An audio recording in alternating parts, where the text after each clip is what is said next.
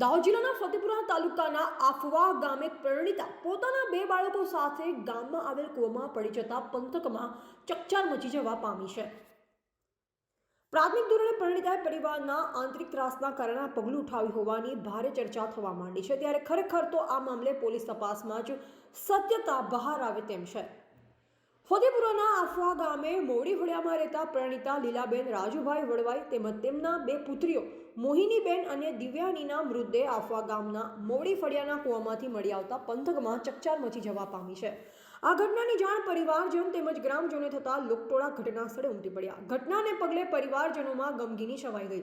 ઘટનાની જાણ સ્થાનિક પોલીસને કરવામાં આવતા પોલીસ કાફલો ઘટના સ્થળે દોડી ગયો। પોલીસે માતા તેમજ તેમની બંને પુત્રીઓના મૃતદેહનો કબજો લઈ દાહોદની ઝાયડસ હોસ્પિટલ ખાતે પીએમ માટે રવાના કરી દેવામાં આવી હતી। આ મામલે મૃતક પરિણીતાના પરિવારજનના સભ્ય મકવાણા ભરતભાઈ જવાભાઈના જણાવ્યા અનુસાર માતા અને તેમની બંને પુત્રીઓના મૃતદેહ અમને કૂવામાંથી જોવા મળતા અમે સ્થાનિક પોલીસને જાણ કરી। આ બનાવમાં અમને લાગે છે તેમ પુત્રીઓ કૂવામાં પડી હશે અને તેઓને બચાવવા પુત્રીઓની માતાએ પણ કૂવામાં ઝંપલાવી હશે તેમ અમને લાગી રહ્યું છે।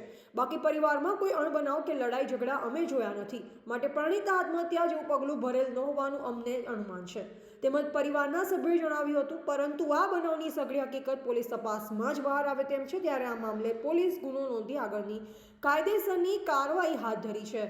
રિપોર્ટર કિરણ ડામોર, બોધિક ભારત, ફતેપુરા।